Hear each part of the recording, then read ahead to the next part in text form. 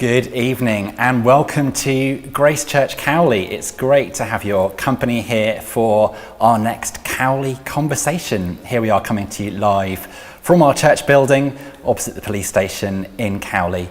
And my name's Ben, I'm the leader of Grace Church Cowley, and we've got Johanna here with us who will be meeting in just a second. We're going to be with you this evening for around and about an hour. We'll be going on only till about 9 o'clock.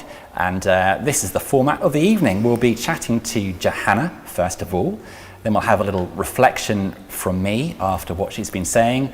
And then your chance to ask any questions you like in a live Q&A. So if you'd like to send in a question this evening, here's how you do it. You go to our website, gracechurchcowley.org/questions. There is a questions thing in the menu as well if you want to, but it's gracechurchcowley.org/questions. You can send your question in entirely anonymously. We won't know who it is who's been sending in those questions, so do feel free to do that this evening. Well, let's meet Johanna then, shall we, who's a member of our church family. Johanna, thank you so much for being with us this evening. We're so grateful that you put yourself forward to do this. Tell us a little bit about yourself. Hi, thanks for having me. I'm Johanna. I am a member here, as you said, at Grace Church.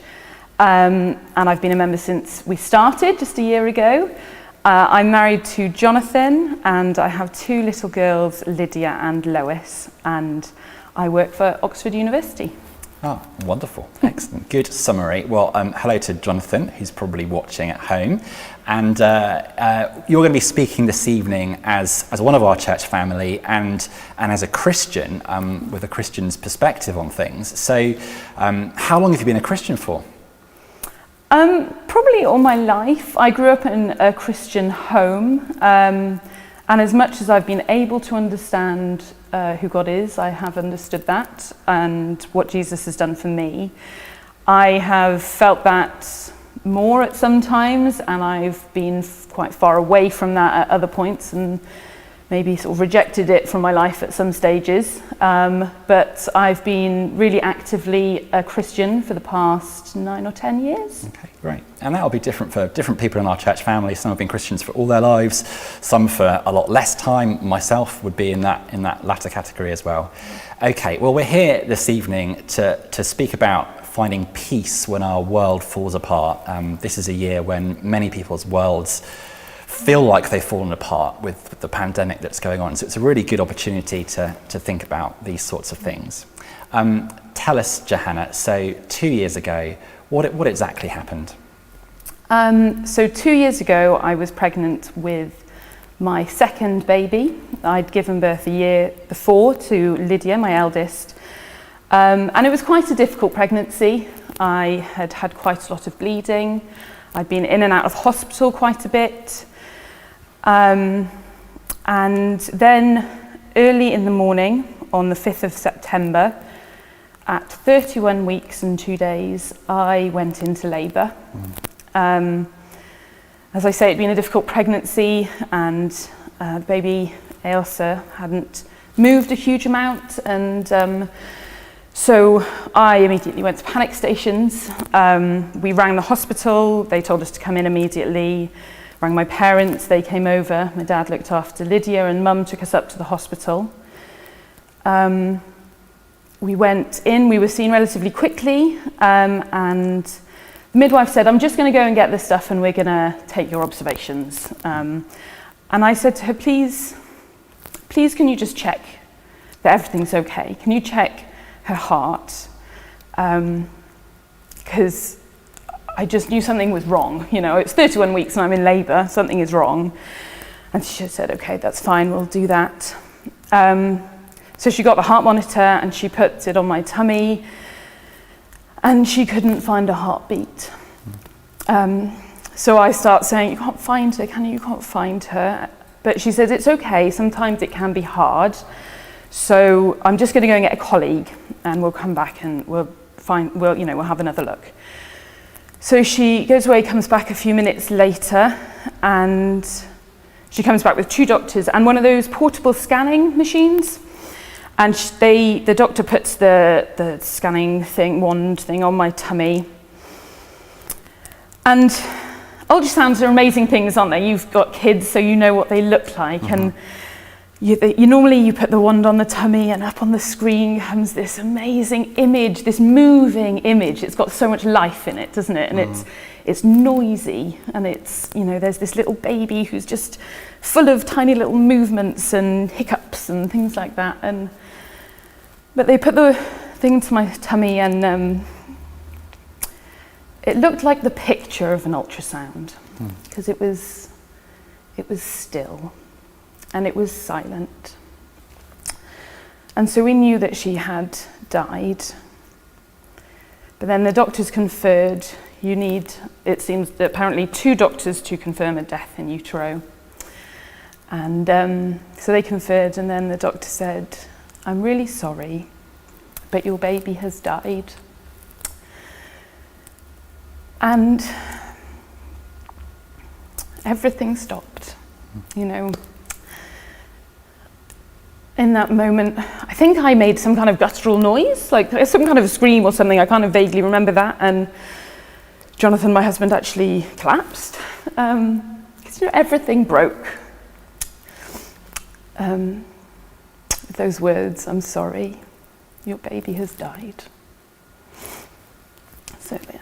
Thank you so much for being willing to share it. It's just remarkable that you talk about this very hard, so thank you, Johanna. We really appreciate it. And we're going to bear with you this evening while you... Yes, I will cry. I am a crier anyway, you so... You absolutely must. You absolutely must. Forgive me, I have tissues, so I'll be okay. I'm glad. Yeah. Many people watching will be thinking, you're a Christian, so presumably in a moment like that, you must immediately turn to God. Is that what happened? What was your experience in those moments of that? To be honest, no, I didn't turn immediately to God. I thought quite practically. I thought, I'm in labour, I'm in the middle of labour and my pains are getting worse, but my baby's died. So what happens now? Like, do they just take me off to theatre and just get the baby out? Or do I carry on in labour? Like, what happens is where my thoughts went, and so you do carry on with labour, and you have to give birth to the baby. So then my mind went to, well, if I have to go through with this, I want no pain. Give me all the drugs. I am pro-drugs in this situation for sure. So the doctors went off, and the midwife went to get the gas and air in the first case, and then I had my mum on one side and my husband Jonathan on the other, and mum held my hand and she said, just think, she is with grandma now. Grandma is holding her tight. And now, you don't know my grandma, but she was the most amazing lady. She was an American, and she was born in 1918 in Chicago on this onion farm, and she went on to get 3 degrees, and she became a missionary in Kuwait to the Bedouin Arab women. And then she married my grandfather, and they had 6 kids, and she had a gazillion grandchildren and great-grandchildren. And she had a big heart, and she had the best laugh. She had this big, loud laugh that you'd hear the other side of the house, and you just wanted to join in. It was joyful. But the best thing about my grandma was that every night before she went to bed, she would say, and you have to forgive this accent, sorry, but you can't say this sentence without the accent, so if I don't see you tomorrow, I shall see you in glory. And it was wonderful, because my grandma knew that Jesus died for her, and so she would go to be with him one day. She knew she had a place in heaven. So as my mum said, in that room, in that moment of utter darkness, Grandma's holding her tight. It was a picture not just of my grandma, but it was a picture of heaven. And into my mind came this picture of my grandma, who I love, holding my baby girl, who is the most precious thing. And they were surrounded by the arms of God. There's this verse in Deuteronomy that says, and underneath are the everlasting arms. And it's not necessarily a picture of heaven, but it's a picture of the embrace of God. And I mean, I don't know what heaven will be like, but I know it's real. I know that Jesus died on the cross for me as well, and I will go there one day. And I know that it is a place where we will be in the presence of God. And so this picture that came into my mind it wasn't just sort of a passé picture kind of thing. It was a picture of Grandma holding Ailsa in the presence of our loving God. And it was warm, and it was peaceful, and it was a picture of heaven in that moment. And it was beautiful. It is beautiful. It's beautiful to hear you talk about it. It's lovely. Thank you, Johanna. So you have this sort of picture that you're imagining, and in this really dark moment of your life, was it then sort of an immediate feeling of peace then, and from then on, what happened next? How did things develop? Tell us what happened next. So yeah, from that picture, the atmosphere did change slightly, in that it was really bleak, but there was this element of hope and of heaven. But I clung to that image throughout that night, and labour progressed, and that in its awfulness. But we did actually get to a moment where the midwives changed shift, and the midwife came and she sat on the end of the bed next to me. She sat next to me and she held my hand, and she said, I'm so sorry. The world can just be so cruel. And I replied without thinking and just said, yes, but God is kind. And I sort of surprised myself as I said it, because it just sort of shocked me. But as I said it, I knew it to be true.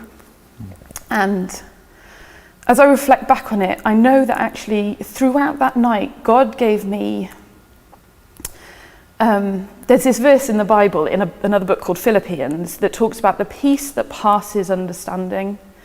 And I really believe that night he gave me the gift of that peace. Because there was something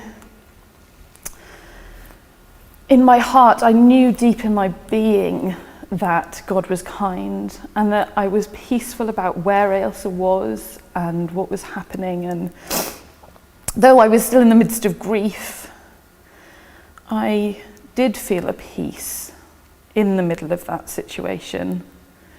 And it was a gift from God. It was his peace that was given to me that night. That's lovely. And that's something you must have known in theory before that, as a Christian, this theory of I can be peaceful, trusting in God. And I guess you knew it in those moments in a different way and a deeper way, and you were certain of it. Where did that certainty come from, and how did that certainty develop? Well, so as the night progressed, I'll carry on and explain where it comes from. But the night progressed, and I gave birth to Ailsa at 8 a.m. in the morning, and she was perfect. She had 10 little fingers and 10 little toes, and she had this thick mass of curly hair on her head. And but she was also broken. Apparently she'd actually died a couple of days before I went into labour, and so her body, her tummy was like a red kind of colour, and her skin was so fragile. If you touched it too roughly, it tore.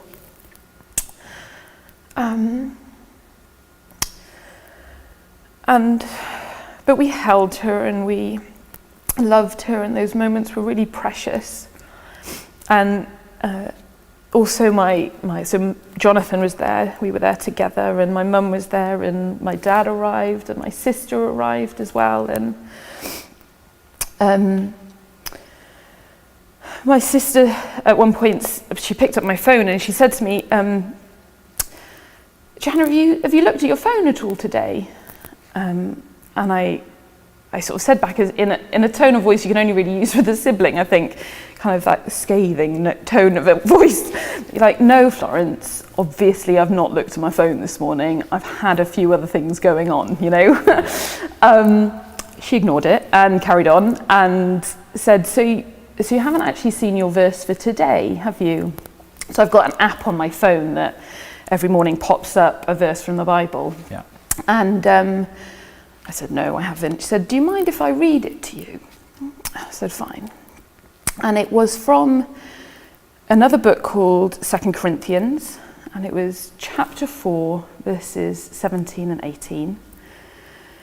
And it says, we look not to that which is seen, but that which is unseen. For that which is seen is transient, but that which is unseen is eternal. And I just cried because in that moment, as I held my baby girl who was so visibly broken, God was saying directly into that situation, I'm not giving you some fuzzy picture or some sense in your heart. This is a truth from the Bible that you can know and trust. Heaven is real.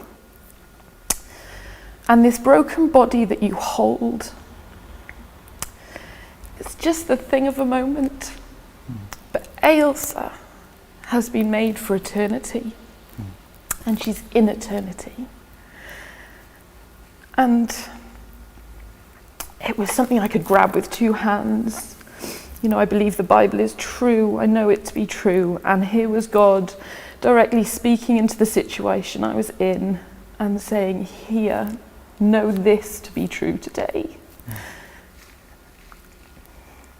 And I think forever that will be my favourite verse in the Bible. That truth, that heaven is real and that we are made for eternity as well.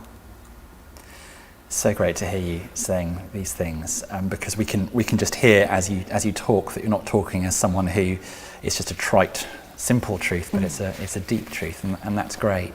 And as you heard those words and you moved on from that point, how easy, how straightforward was it to fix your eyes on what that verse is saying, to fix your eyes on what is unseen?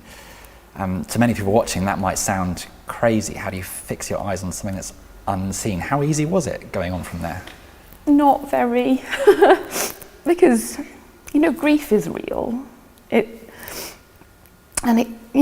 tumbles you down, up and down. But I did cling to that knowledge. But I did feel that I never felt that peace as strongly as I felt that night, but I did feel that peace with me moving forward. But there was another moment. So every baby that is stillborn in the UK has to have an autopsy. Mm-hmm. And so about 6 or so weeks later, Jonathan and I went to meet with the consultant to get the results of the autopsy. And obviously I cried the whole way through the meeting, but you kind of have to keep it together to a degree to ask the questions you've got to ask and try and take on board what they're saying to you. And luckily they do give you a copy of the report, so if you don't take anything on board, it's totally fine. But basically the results of the autopsy were that they don't know why Ailsa died. For some reason, my placenta failed and she died. So we left that meeting and we were just about to leave, but I popped into the loo and I sat down on the loo and I just wept.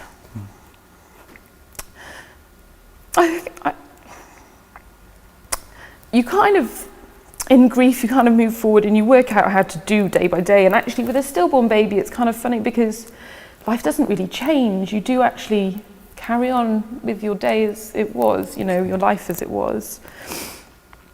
But you kind of work yourself out. But then when you have a doctor sit in front of you and say, your baby died for no knowable reason,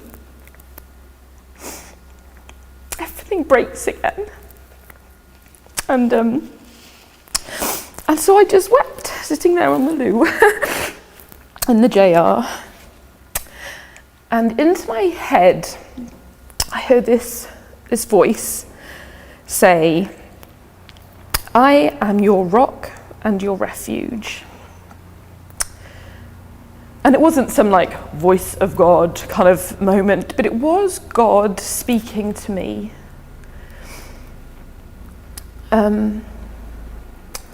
And saying to me, it's okay. It's okay to weep. And to not be okay. To kind of collapse a bit. To rage. To be confused. To question. It's okay. Because I have you. I am your firm foundation. I am the rock beneath your feet and your refuge in times of trouble. And it just was a powerful thing to just right into that moment of utter grief. God came and he stood beside me. And he helped me move forward. Yeah. That's lovely. We can see how raw it still is. Yeah. And it's good for us all, I think, to realise how these emotions don't go away. That's really good for us to understand, especially from someone who has faith. Over these last 2 years, clearly, these feelings are still very, very strong. Have there been moments of real peace over these last 2 years as well as the low moments? Definitely. It has been hard, and particularly that year following, because wonderfully I fell pregnant again quite quickly with my little baby girl Lois. But, that in itself was quite tricky. They're called rainbow babies, the baby after a loss, a baby full of hope. But a complicated baby. Pregnancy is quite an anxious time, but pregnancy when your actual worst fear ever is realised is quite a lot more anxious. And it's also confusing with your emotions in terms of, there's kind of guilt with the joy that you feel about being pregnant, and because you wouldn't be pregnant again if your baby hadn't died. So it's quite a roller coaster, really. So it was a difficult year, and particularly coming up to the birth. So Lois was due on the 7th of September 2019. And if you remember, Ailsa was born on the 5th of September 2018. So as we were getting closer, I was getting more and more anxious that Lois would be born on Ailsa's birthday. And I just didn't want that to happen. I wanted Ailsa to have that day. And so purely for my mental health, they induced me early.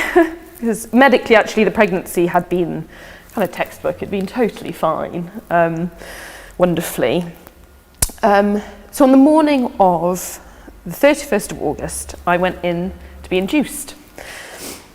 And as I looked at my phone as I was going into the hospital, my verse for the day popped up. And the verse was from 2 Corinthians chapter 4, verses 17 and 18. So exactly the same verse. Look not to what is, we look not to what is seen, but what is unseen. For what is seen is transient, but what is unseen is eternal. And for me, it was wonderful. Like, it might seem a bit of an odd thing for that to come up, for me, it felt very God-given. It felt like God again stepping straight to where I was, coming beside me, understanding those complicated emotions and all that anxiety. And on the morning when I was due to give birth to Lois, he was coming and saying, I have her still. She is with me in eternity. And it felt like he was saying, go and experience the joy of today. Obviously not the joy of childbirth, but the joy of your baby in your arms. And I have Ailsa. She is not forgotten. She will never be forgotten. She is God's child, and he will remember her always. And she's my child, and I will remember her always. Lois doesn't diminish that. But it was God coming alongside and giving me the peace in that moment again, to be able to just go on, to move on. Not forget, but to move on. And embrace Lois and love Lois. And she is a joy. Yeah. So it's hard, but definitely there have been real moments of peace and of joy, and of God being there closely with me, because he has been the source of all my peace that I have felt throughout that time and beyond. Yeah. We're getting such a sense of the realness of that peace this evening, which is just wonderful. And I think we feel like we know you a bit better as well, Johanna, which is great. Thank you so much for sharing it this evening. It's a really big thing for you, and I know you've been thinking about it for a long time, and you've shared it so coherently and so helpfully this evening, so thank you very much. You can take a little rest now before we come back and ask you some questions in a minute. I hope that's been really helpful for you watching at home. In a moment we'll have some questions for Johanna and for myself, if you like, as well, in our live Q&A. If you'd like to submit a question, then you can still now in the next couple of minutes by going to our website, which is gracechurchcowley.org, and /questions to submit those questions. You can do it totally anonymously. We don't need to know who you are. And we're going to spend a few minutes before we ask those questions to Johanna. We're going to spend a few minutes reflecting on what we've just heard about, with a short reflection now from myself. And what we're going to reflect on this evening is really is the verse that has been so central to what Johanna's been saying this evening, that verse that came up twice. And it's this, from 2 Corinthians chapter 4 in the Bible. And it says, "For our light and momentary troubles are achieving for us an eternal glory that far outweighs them all. So we fix our eyes not on what is seen, but on what is unseen, since what is seen is temporary, but what is unseen is eternal." And it was so powerful hearing Johanna talk about those words, and yet as she spoke about them, and you hear that idea of light and momentary trials, you kind of think it didn't sound very light and momentary to me, did it?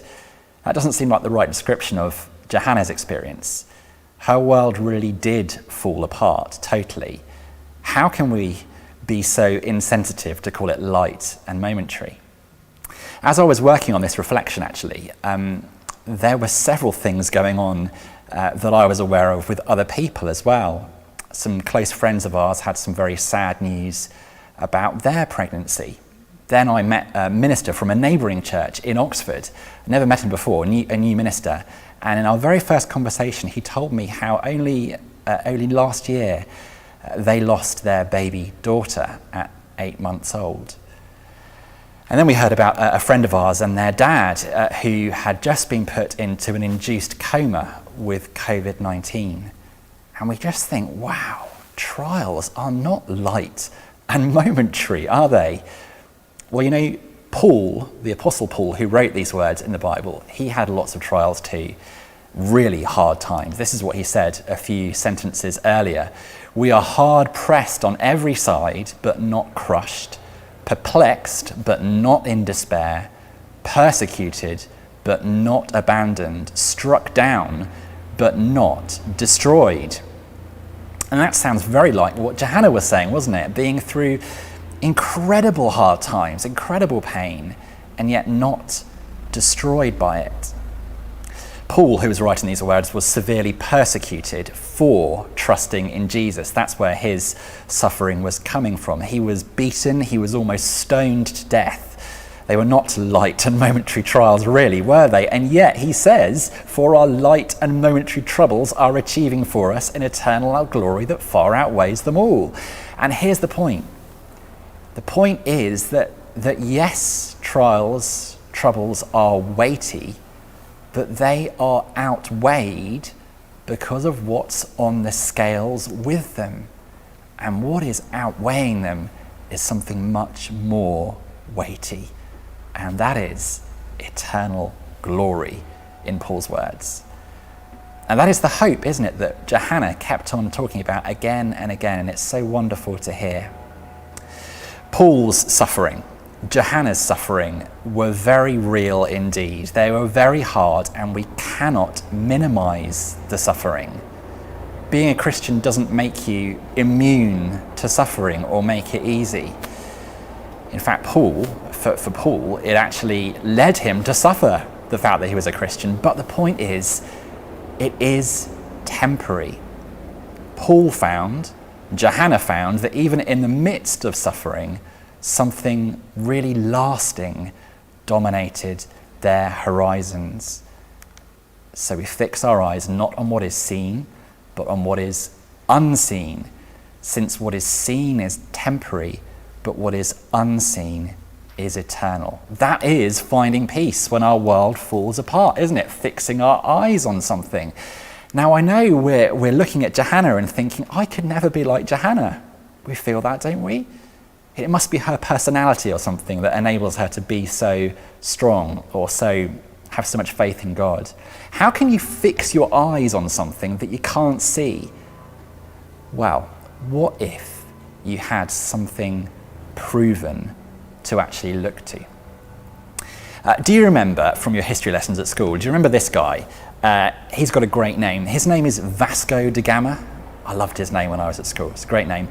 He was a guy in the Middle Ages. Now, in the Middle Ages, no one was really sure if there was a route by sea to India around Africa. But one sailor was determined to find out. There were many attempts, many of them failed. In fact, the bottom of Africa was known as the Cape of Storms. But this guy, Vasco da Gama, after all these failed attempts, decided to make one more try. And he succeeded in getting to India that way. And he sailed back into Lisbon. He sailed back in triumph, and no one could say, there's no way you can go that way, because he'd done it. And now, of course, the Cape of Storms is known as the Cape of Good Hope. He'd proven it. And in a very similar way, Johanna's faith isn't just her personality type.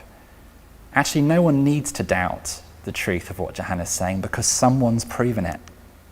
A few sentences earlier, Paul says this, because we know that the one who raised the Lord Jesus from the dead will also raise us with Jesus and present us with you to himself. It's all about Jesus and his proof. Jesus, you see, has already come through death. There's something to look to cling to. It's a historical fact. Lots and lots of eyewitnesses attest to the fact that Jesus rose from the dead. Many of them died for what they saw and kept on insisting was the truth. And this fact, Jesus' resurrection, shows that Johanna can be raised to, that anyone can be raised to through Jesus. It proves good hope. It proves eternal hope. The Bible is very real about how broken our world is, but it's also full of hope. One day, we can enjoy a new world with God, with no suffering. And so suffering doesn't need to make us doubt. Johanna really shows that, doesn't she? It shows that actually suffering can drive you to hope. So how does this hope happen? How on earth does this work? Well, it only works because God himself came into our broken world and actually suffered himself. He was rejected, he was persecuted, and he died the cruelest death, because this is God the Son we're talking about, Jesus. Now, this is an outrageous idea. It is absolutely outrageous, isn't it, that God would do this? Only the Christian faith says that God would come and do this. But God did it so wonderfully to take death upon himself, our death, our eternal separation from God that we've brought on ourselves by turning away from God. He himself took it, and he paid for it if we trust in Jesus to do this for us. And this is the God who walked with Johanna through all that pain. That God, the giving God who gave himself in that way. Another person from history to tell you about. I'm not a historian, but this guy's got a great name as well. His name is Stonewall Jackson. He was an American Civil War general. What a great name that is. And like Johanna, his wife Ellie sadly gave birth to a stillborn son. Ellie then suffered an uncontrollable hemorrhage, and she died too. And so in one Sunday afternoon, Stonewall Jackson, well, his world really fell apart, didn't it? The very next day, he wrote to his sister Laura, and we can see the actual letter that he wrote. And right in the middle of the letter, he simply says, "Oh, my sister, would that you could have him for your God." Would that you could have him for your God. Imagine saying that after all that's happened to you. That's Johanna's experience, isn't it? Somehow, this guy, Stonewall Jackson, felt that God could strengthen him even for this incredible peace when his world fell apart. And this is the message Johanna really has for us this evening, isn't it? Would that you could have him for your God. Because even when our world falls apart, we can still know he's good, because he's a saviour who took suffering and took death for us so we can have life. Yes, suffering is real, and yes, suffering is horrendous. It's very much felt. It's very much real.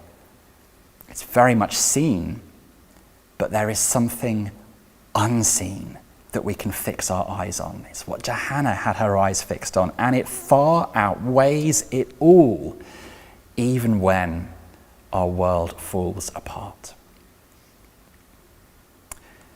We're going to have some questions in a moment with Johanna, but first of all, I'd like to play you a little video. You can still submit questions if you'd like to on the website. This little 1-minute video is about something that you might like to do in the next couple of weeks. Here's the little video.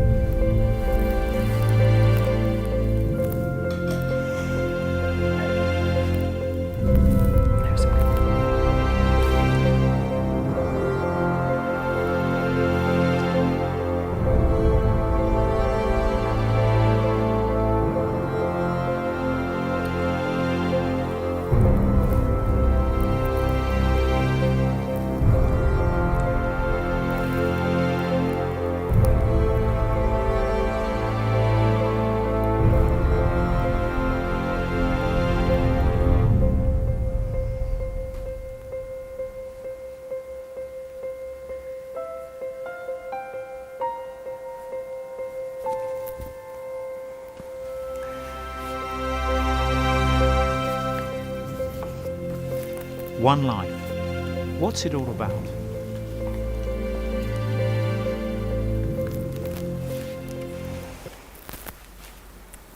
So that's something called Christianity Explored that you might like to consider doing. It's a little course, a little video course, and what we're going to do is a little taster session of Christianity Explored on Tuesday the 3rd, that's right, of November.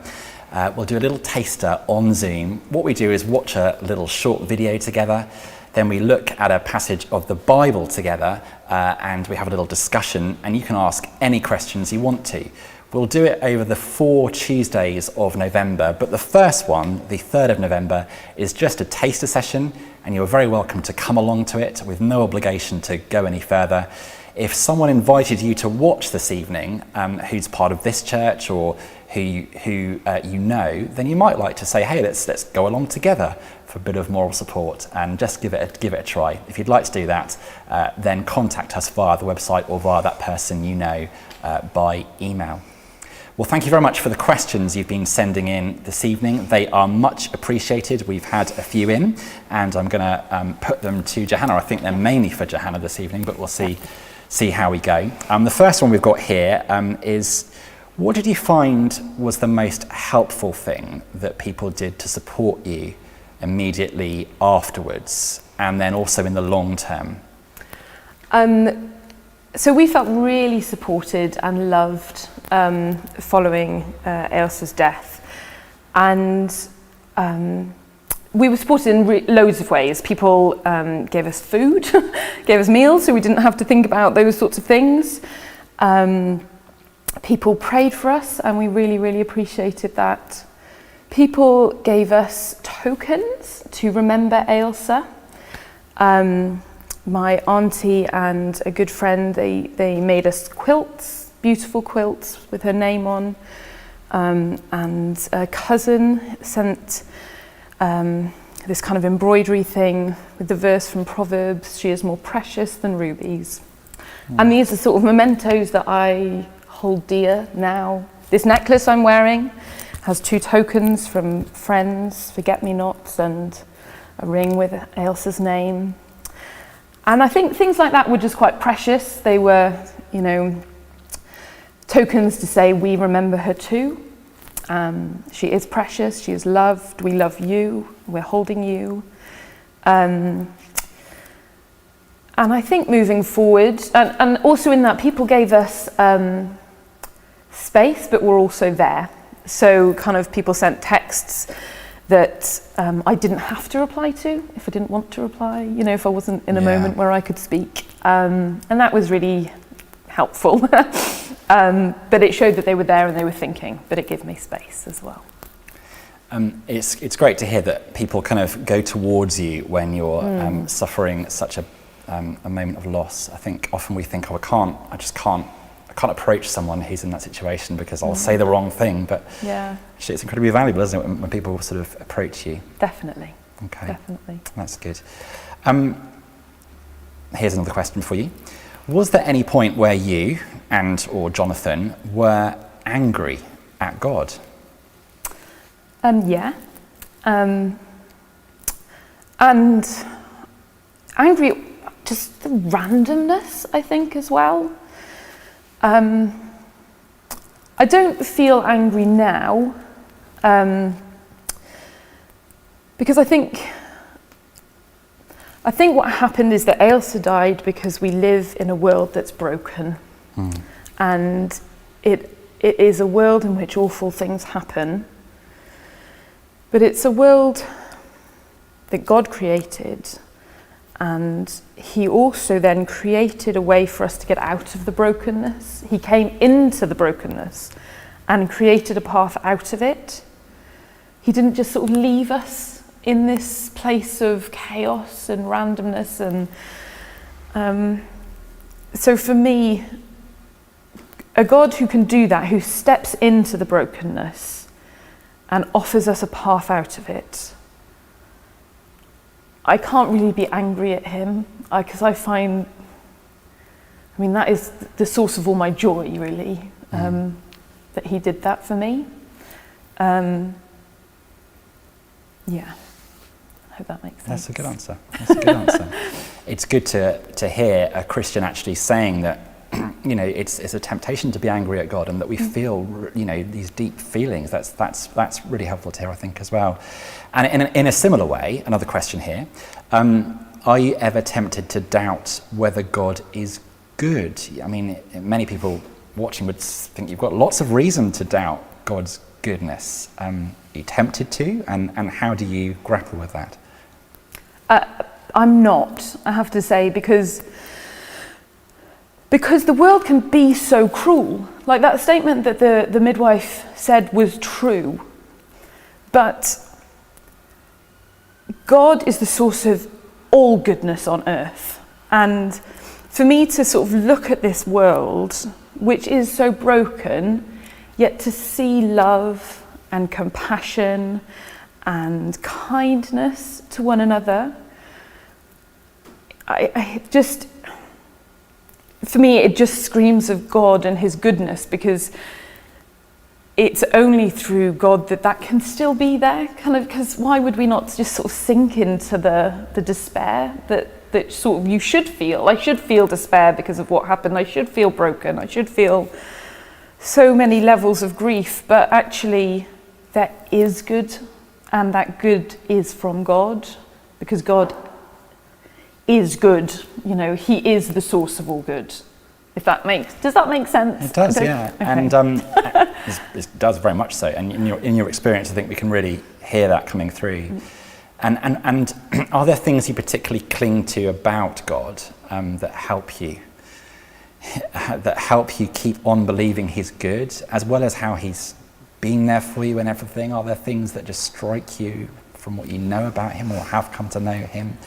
Well, so as I kind of have said, but a God who is the creator of all things, like the stars in the heaven, the expanse of the universe, down to the cells in our body, like a God who can create that, yet who has the humility to step into this world.